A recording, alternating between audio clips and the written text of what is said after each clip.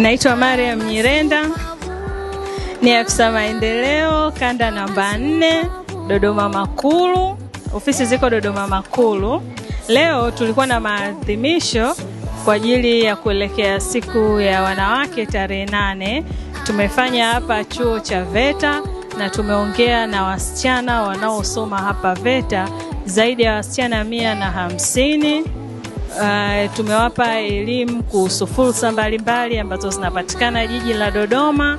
Pia tumewapa elimu masuala ya afya. Tulikuwa na angels ya Kinga Kwanza, naye ametoa elimu kuhusu masuala ya afya.